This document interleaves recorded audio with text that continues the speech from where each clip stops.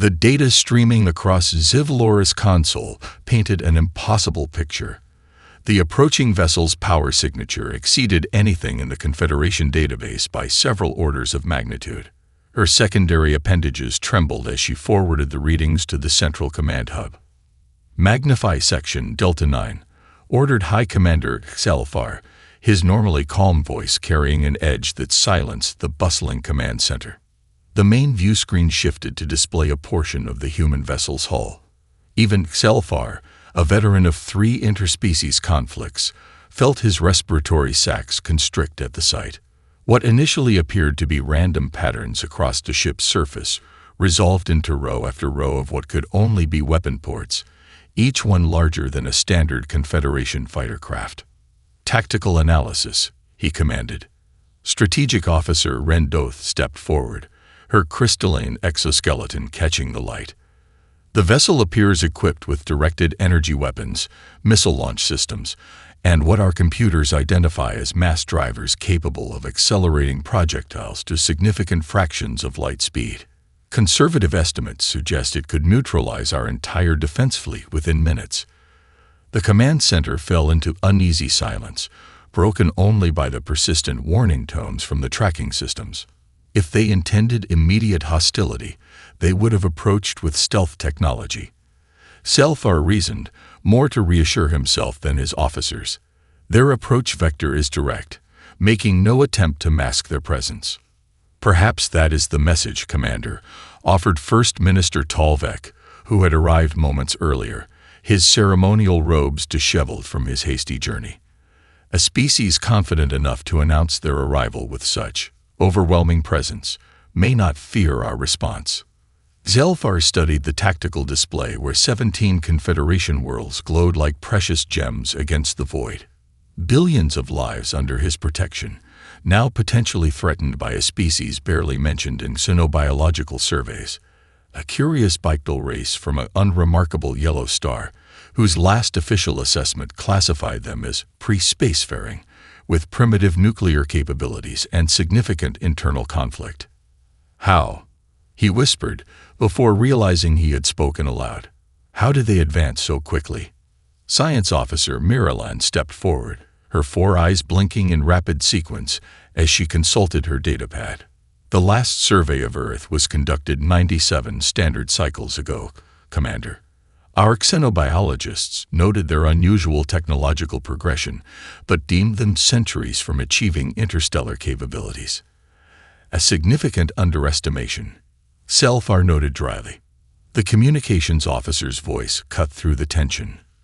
"Commander, we're receiving a transmission from the human vessel. They're broadcasting on all frequencies, using standard galactic protocols. Another impossibility. The Confederation's communication standards weren't shared with pre-contact species." "Put it through," Zelfar ordered, straightening his posture and mentally preparing for first contact with a potentially hostile power. The view screen shifted to show the bridge of the human vessel. Unlike the utilitarian designs favored by most spacefaring species, the human command center featured aesthetically pleasing curves and what appeared to be decorative elements alongside functional technology. At its center stood a human female, her dark skin contrasting with a crisp blue uniform adorned with metallic insignia. Her expression conveyed authority tempered with something Selfar couldn't quite identify, perhaps curiosity. "This is Captain Elena Reyes of the United Earth Ship Harmony," she announced in flawless galactic standard. "We request permission to enter Confederation space on a humanitarian mission to the Praxis system.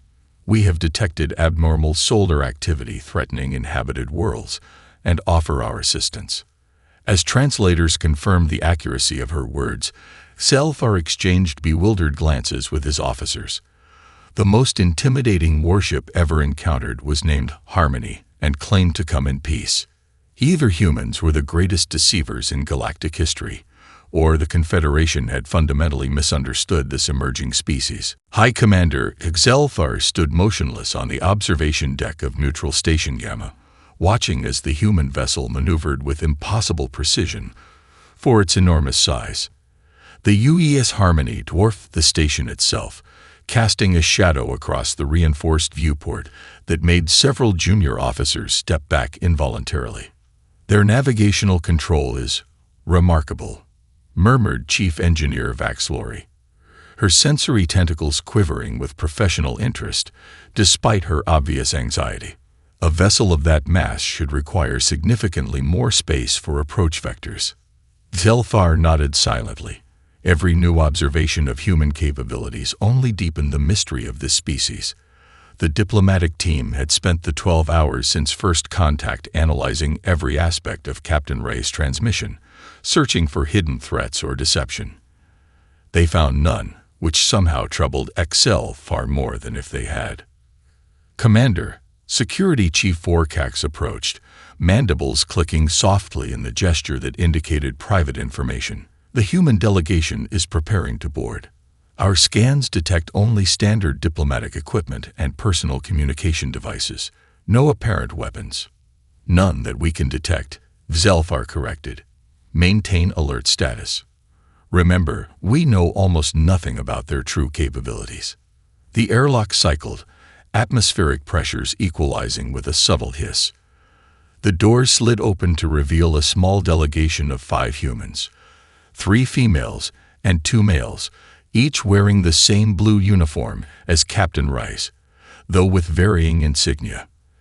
Zilfar noted their physical diversity with interest. Unlike the relatively homogeneous appearance of most Confederation species, these humans displayed significant variation in height, skin tone, and facial features. Captain Reyes stepped forward, executing a flawless Confederation greeting gesture. Right appendage placed over the primary cardiovascular organ, followed by a shallow bow. "High Commander Excel Far," she said, her voice carrying easily across the chamber. "Thank you for meeting with us. We understand your caution and appreciate the opportunity to explain our presence." Zelfar returned the gesture, impressed despite himself. "Captain Reyes, the Confederation welcomes peaceful contact with new species. However, you must understand our concern regarding the nature of your vessel." A faint smile crossed the human's face. "The Harmony's appearance can be intimidating, I acknowledge. Perhaps some context would help." She gestured to a tall, pale-skinned male beside her. "This is Dr. Isaac Chen, our chief cynoanthropologist. He has prepared a brief overview of human history that may explain our approach to interstellar travel." The human male stepped forward, activating a holographic display that materialized between the delegations. It showed a small blue-green planet, Earth, Zelfar presumed. "Humanity's path to the stars was shaped by our unique evolutionary history," Dr. Chen began, his tone measured and academic. "Unlike most spacefaring species, humans did not evolve as specialized organisms. We are adaptable generalists, neither the strongest, fastest, nor most environmentally tolerant species on our world. Our survival depended on anticipating threats and preparing for multiple contingencies." The hologram shifted to show various human habitations across wildly different environments: frozen tundra, scorching deserts, dense jungles, and vast oceans. "This adaptability extended to our technological development," Chen continued. "When we began serious space exploration, we faced a fundamental question: what would we encounter?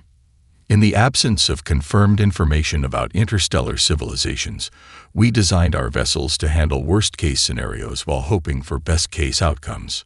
Zelfar studied the human expressions carefully. Their body language, while alien, suggested sincerity. Still, linguistic analyst Nem Perry had warned him about human communication complexities. "Your vessel's design suggests you expected conflict," Zelfar observed carefully.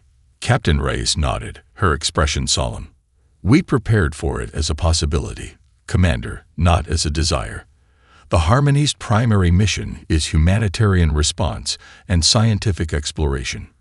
Its defensive capabilities exist to ensure it can complete that mission under any circumstances." Vorkax clicked his mandibles skeptically. An impressive rationalization for bringing a warship to a peaceful encounter. Security Chief Vorkax maintained a rigid posture as the human shuttle docked with the UES Harmony.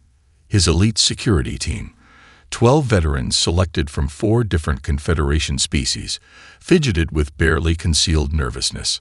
The shuttle had seemed absurdly small against the vast flank of the human vessel, reinforcing the scale discrepancy that continued to unsettle even the most experienced Confederation officers.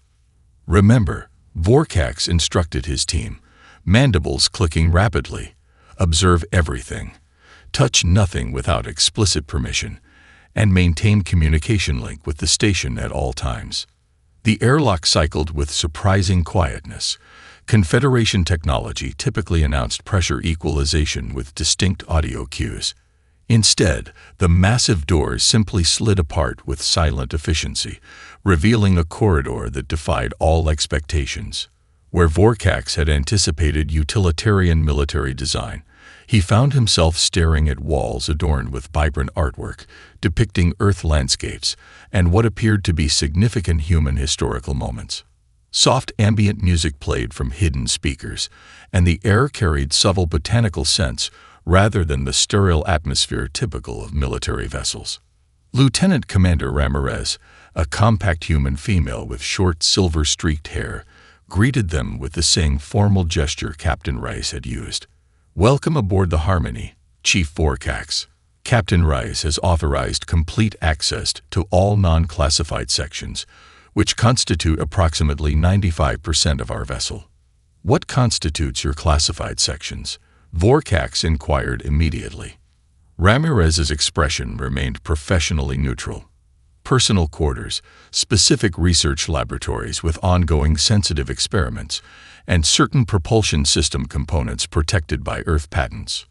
Before Vorkax could question further, the corridor opened into a vast central atrium that drew involuntary sounds of surprise from his team. The space stretched upward at least 20 decks and extended hundreds of meters in each direction. Transparent tubes containing rapid transport pods crisscrossed the space, carrying human crew members efficiently between sections. Suspended gardens filled with Earth vegetation hung at various levels, while holographic displays showed real-time data about the ship's operations.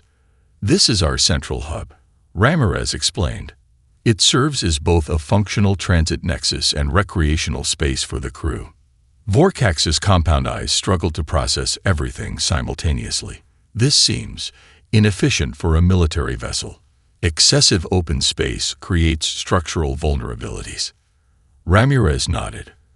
"By purely military standards, yes, but the Harmony isn't solely a military vessel. This space converts to emergency refugee housing when needed." She gestured toward modular units stacked neatly along one wall. "Each of these units can provide safe, comfortable accommodation for a family of 6. We can house approximately 2 million displaced individuals if necessary."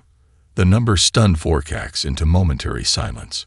The Confederation's largest refugee carrier could accommodate perhaps 50,000, and had none of the defensive capabilities this human ship possessed.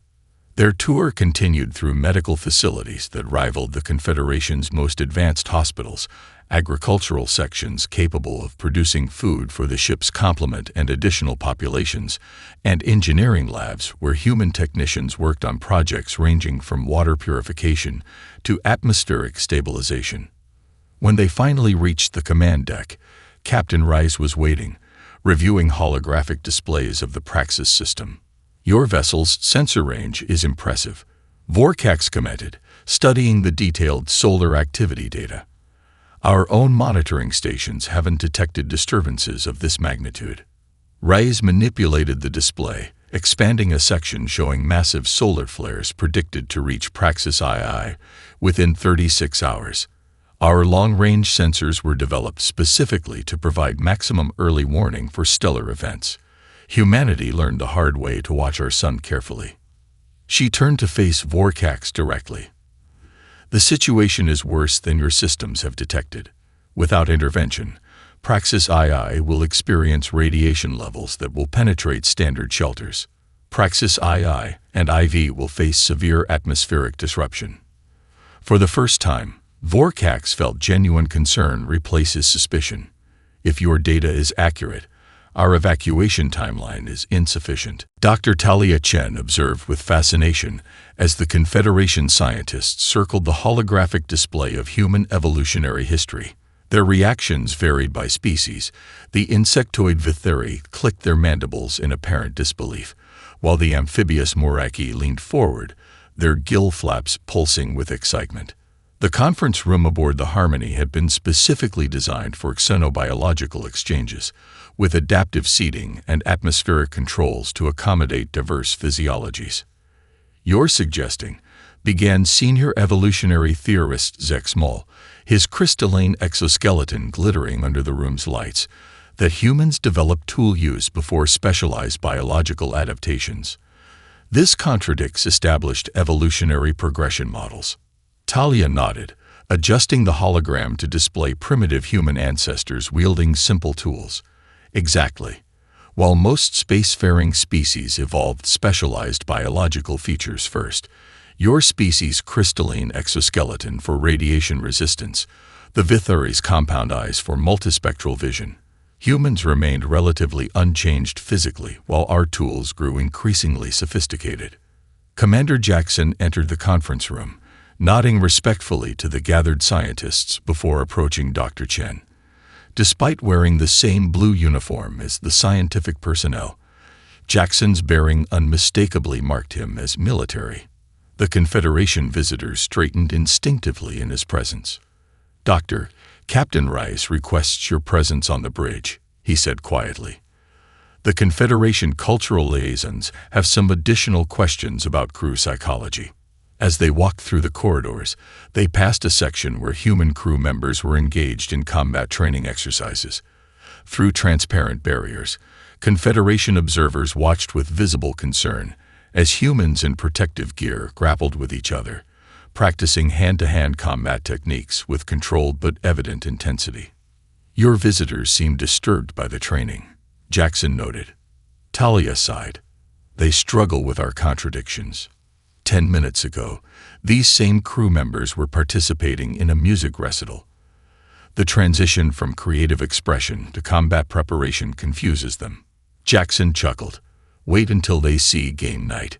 Nothing confuses aliens more than humans competing fiercely in trivial activities for fun." The bridge buzzed with activity as they arrived. Captain Rice stood with cultural liaison Nem Perry, whose 8 eyes blinked rapidly, a sign of confusion. Talia had learned. "Dr. Chen," Rice greeted her. "Liaison Nem Perry has concerns about crew psychological stability that I believe you can address." The slender, arachnid-like Confederation officer turned toward Talia. "My observations indicate alarming emotional inconsistency among your crew. They shift between states that our species would consider incompatible: aggressive during training, nurturing during medical duties, celebratory during meals. Such rapid transitions in my species would indicate severe neurological dysfunction." Talia recognized the genuine concern in the alien's posture. "For humans, this adaptability is not dysfunction, but our core evolutionary advantage. Earth contains environments ranging from Arctic ice to tropical jungle, from mountain peaks to ocean depths. No specialized biology could thrive across all these conditions, so we developed behavioral adaptability instead." She accessed a nearby console, displaying comparative brain scans. "Human neuroplasticity exceeds that of any Confederation species. We can learn new skills throughout our lives, adapt to changing circumstances, and yes, shift between emotional states as situations demand." Captain Rice added, "This adaptability extends to our approach to interstellar relations. We come prepared for conflict because we've experienced it, but we prefer cooperation because we've learned its value." From across the bridge, High Commander Exelfar studied the human captain with new understanding. The Confederation's specialized evolution had created species perfectly adapted to specific niches, but poorly equipped to handle change. Each Confederation species served specific functions within their alliance: diplomatic, scientific, military, with little overlap. Humans, by contrast, seemed to embody all functions simultaneously. Their contradiction wasn't weakness but versatility. "Your vessel reflects this philosophy," he observed. "It is simultaneously a warship, hospital, research facility, and diplomatic platform." Reyes nodded. "We call it comprehensive preparedness. The universe is unpredictable. Our ships must be ready for anything." Zelfar's exoskeleton shifted in what Talia had come to recognize as thoughtful consideration. An interesting approach, though resource-intensive. The Confederation prefers specialized vessels for each function, more efficient for known parameters, but less adaptable to the unknown, Reyes noted quietly. As if to underscore her point, the tactical display suddenly flashed with urgent alerts. Lieutenant Kim at the sensor station straightened sharply. "Captain, updated solar analysis of the Praxis star. The instability is accelerating beyond predicted models. Time to critical flare event has been revised downward. 32 hours remaining instead of 36. The Harmony dropped out of faster-than-light travel with precision that belied its massive size, emerging at the outer edge of the Praxis system. The main view screen immediately filled with a terrifying sight. The system's star pulsed an angry crimson, its surface roiling with plasma storms larger than entire planets. Massive solar flares arced into space, their radiation signatures off the scale. Captain Reyes stood from her command chair, her expression hardening as she absorbed the tactical display. The Confederation Evacuation Fleet, a collection of civilian transports with minimal shielding, hovered at a safe distance from the inner planets, unable to approach the radiation zone that had already begun forming around Praxis II, the system's most populated world. "Status report," she ordered crisply. Lieutenant Commander Okafor at the science station responded immediately. "Solar activity exceeds our worst-case models by 27%, Captain. Radiation levels near Praxis II have already reached 1,200 rems and climbing. The Confederation's civilian ships can't withstand more than 300 without critical system failure." "Population centers?" Reyes asked. 17 major cities on Praxis II. Total population approximately 4.2 billion. Evacuation progress estimated at less than 5%. Okafor's voice remained professional, but her hands tightened visibly on her console. High Commander Zelfar, observing from the area designated for Confederation officials, stepped forward. "Our models indicated we had sufficient time for evacuation. This acceleration was unforeseen." Reyes nodded once, acknowledging his words without shifting her focus from the crisis. "Commander Jackson, initiate Operation Stellar Shield. All non-essential systems to standby. Redirect power to forward deflectors and radiation countermeasures." "Aye, Captain," Jackson responded, his fingers dancing across his console. Throughout the massive vessel, lighting dimmed slightly as power redirected to defensive systems. "You intend to move closer?" Telfar asked, his exoskeleton vibrating with alarm. "Even your vessel cannot withstand those radiation levels indefinitely." "Not indefinitely," Reyes agreed. "Just long enough." She turned to her communications officer. "Lieutenant Kim, open a channel to the Confederation fleet." The view screen shifted to show the command center of the lead evacuation vessel. A Moreki captain with mottled blue skin stared back, his amphibious features registering surprise at seeing humans on his screen. "This is Captain Elena Reyes of the UES Harmony. We're moving to assist with evacuation operations. Please hold position and prepare to receive refugees." Before the Confederation captain could respond, Reyes continued. "Navigation. Plot course to achieve optimal position between Praxis IA and the star. Maintain distance of 0.7 astronomical units from primary." The navigation officer, a young woman with dark skin and close-cropped hair, looked up in momentary surprise before composing herself. "Captain, at that distance, even with shields at maximum, will be exposed to radiation levels exceeding safety protocols," noted Lieutenant Diaz. "Proceed." Reyes' tone left no room for debate. As the massive ship began its approach toward the endangered planet, the Harmony transformed. External weapon ports reconfigured, panels sliding aside to reveal specialized equipment that extended outward, creating a complex geometry of deflector arrays and radiation dispersal technology. "Fascinating," murmured Science Officer Miralan, watching the transformation. "Those are modified shield generators, significantly more powerful than standard defensive arrays." Dr. Chen nodded beside her. "Designed specifically for stellar phenomena. The Harmony was built after a close call with a solar flare that nearly sterilized one of our colonies. We learned from our mistakes." The bridge hummed with focused activity as the ship moved deeper into the danger zone. Confederation observers watched in stunned silence as radiation warnings flashed across multiple displays, yet the human crew continued working with calm efficiency.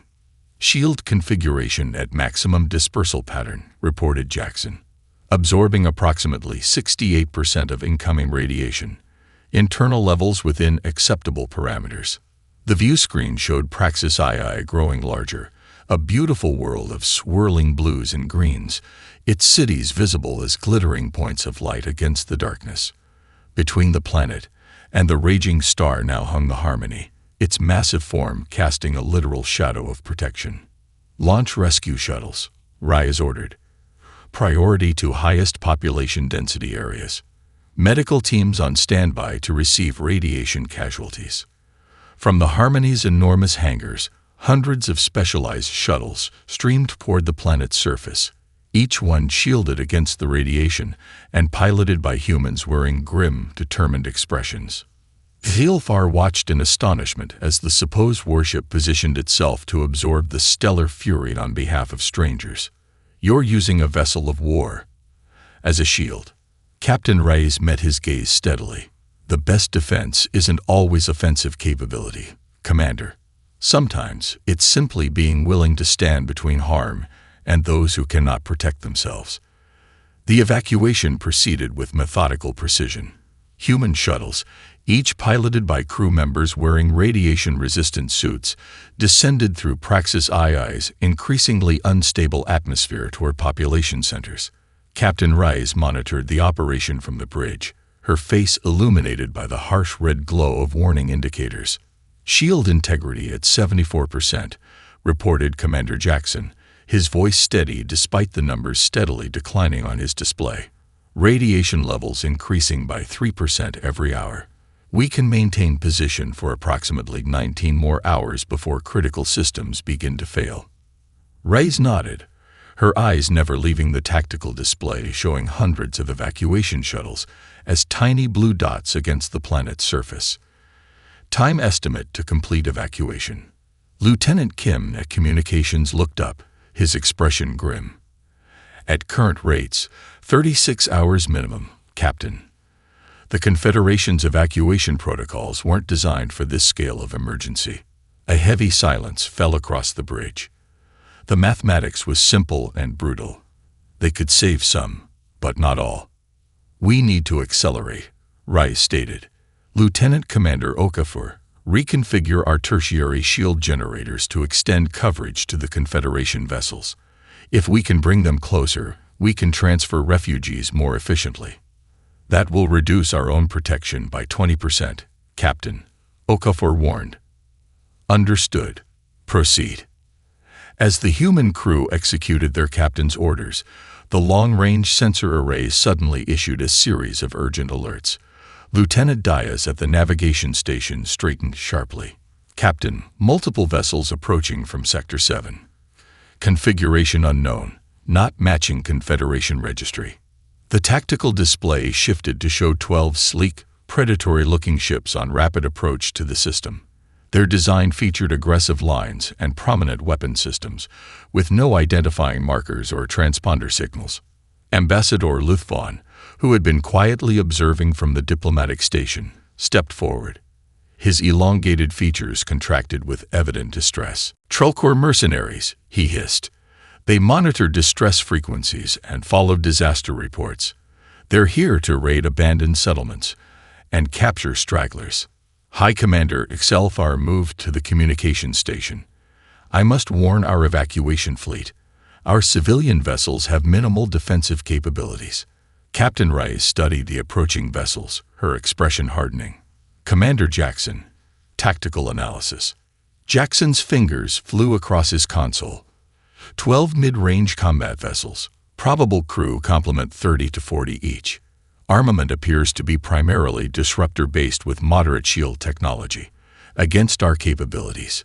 He paused, allowing himself a slight smile. Not particularly concerning.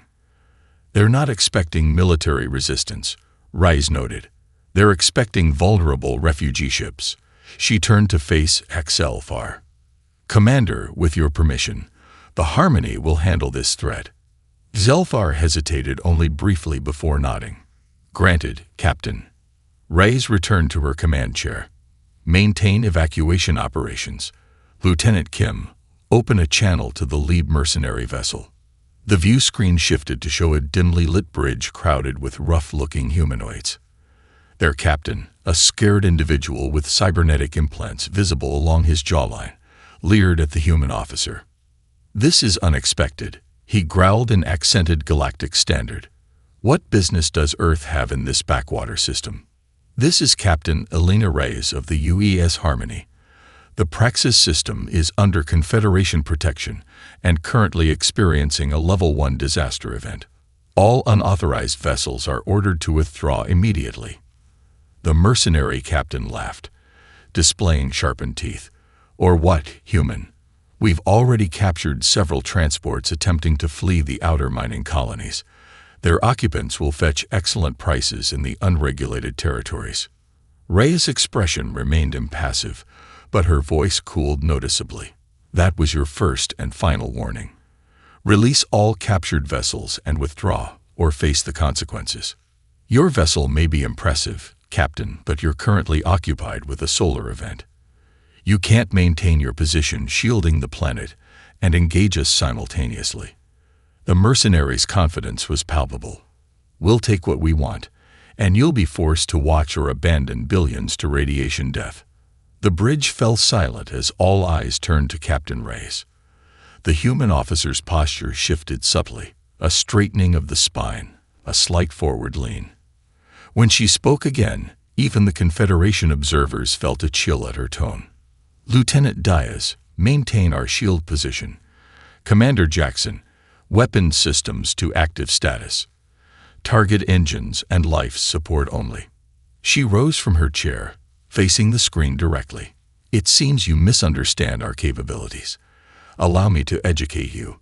3 days after the mercenary encounter, the temporary refugee settlement on Praxis IV's largest moon buzzed with activity.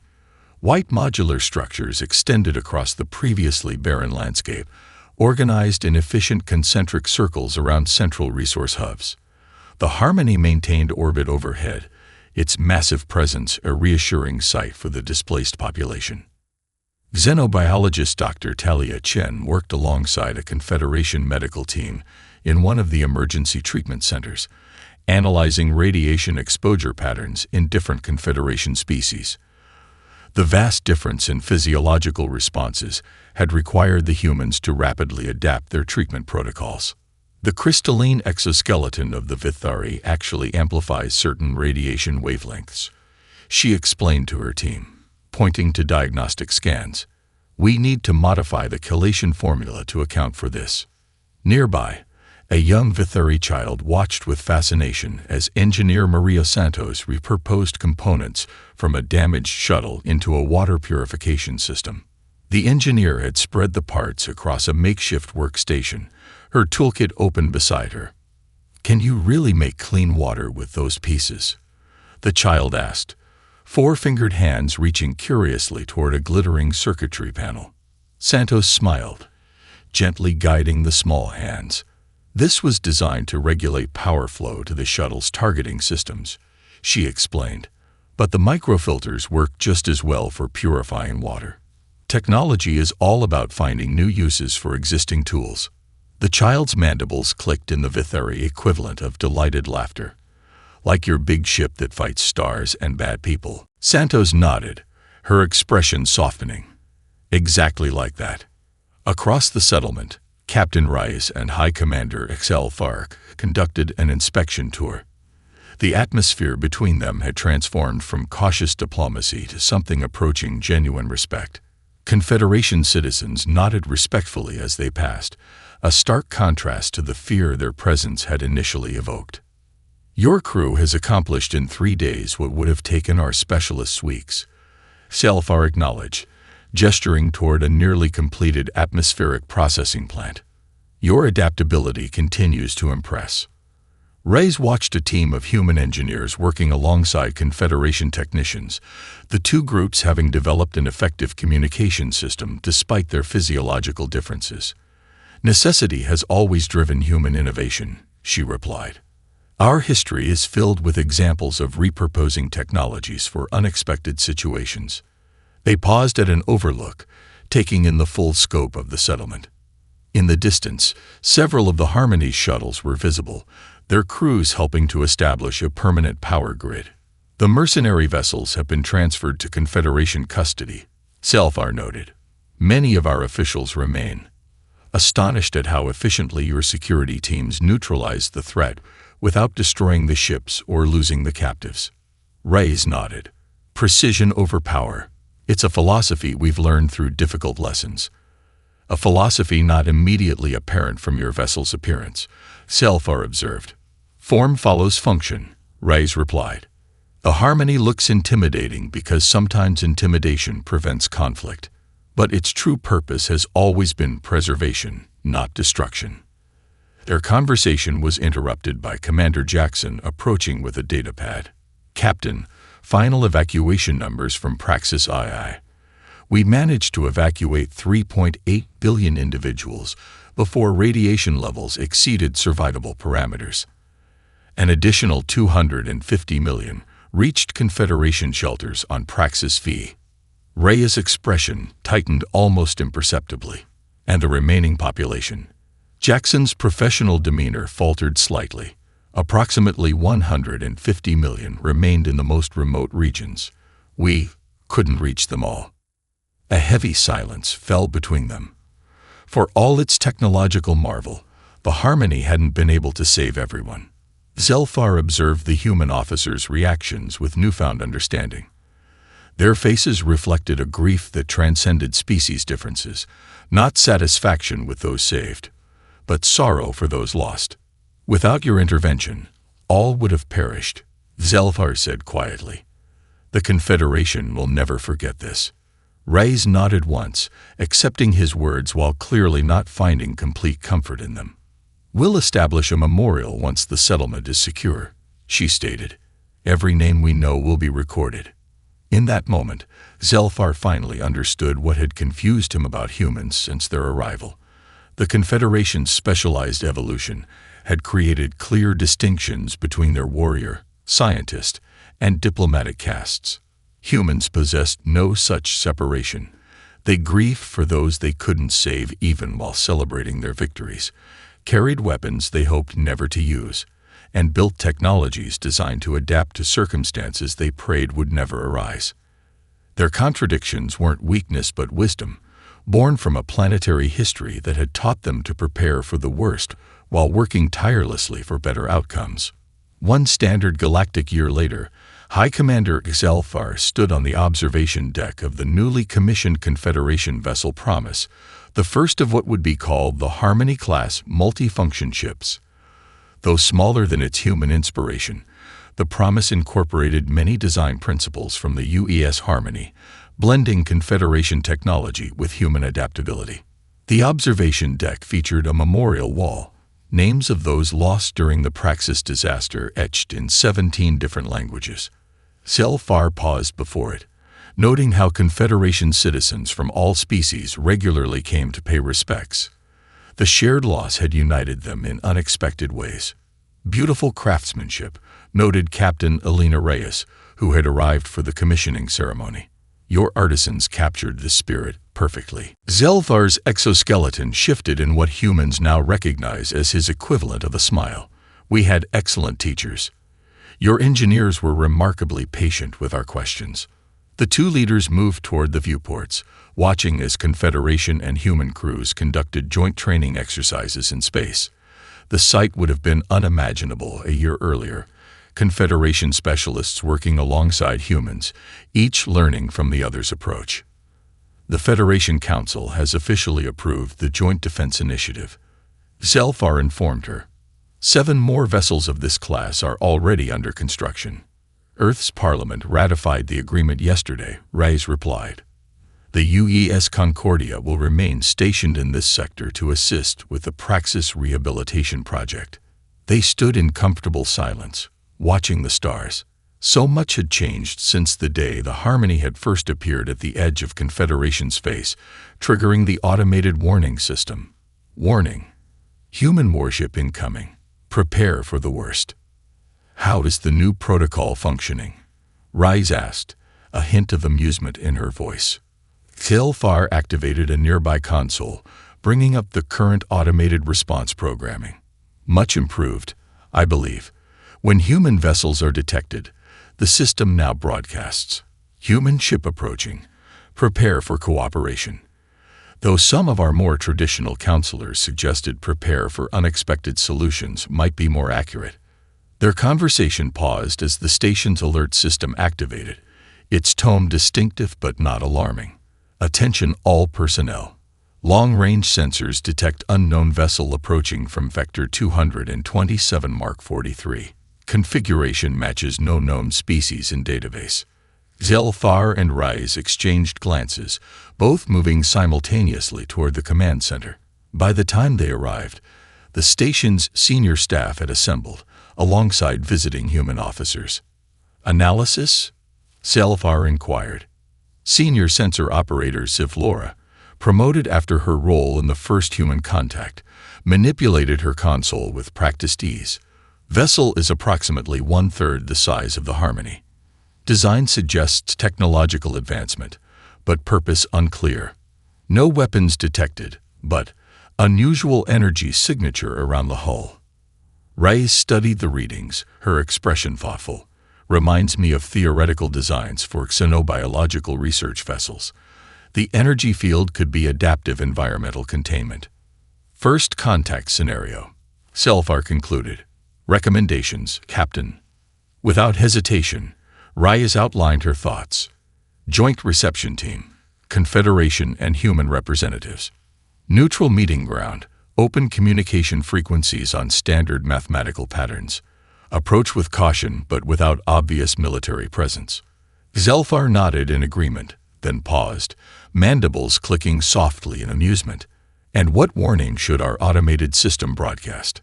The command center fell silent as all eyes turned to the High Commander. On the main screen, the unknown vessel continued its approach, representing all the uncertainty and possibility of the universe beyond their known borders. Zelfar's voice carried clearly as he issued his order. Modify the automated response. Broadcast on all frequencies. Unknown vessel detected. Prepare for first contact. Human and Confederation representatives standing by to assist. As the message transmitted across the void, Reyes and Zelfar shared a meaningful glance. The original warning, prepare for the worst, had evolved into something far more profound. The Confederation had learned from humans that preparation wasn't just about anticipating threats, but about being ready for all possibilities, both challenging and wonderful. The unknown vessel adjusted course slightly, heading directly toward the station. Whatever came next, they would face it together. Humans with their adaptability and Confederation species with their specialized expertise, each strengthening the other. In the end, the most important lesson hadn't been about the impressive technology of the human warship at all.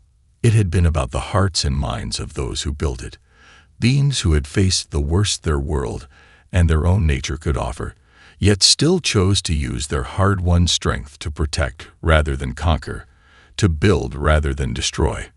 The warning remained, transformed but true.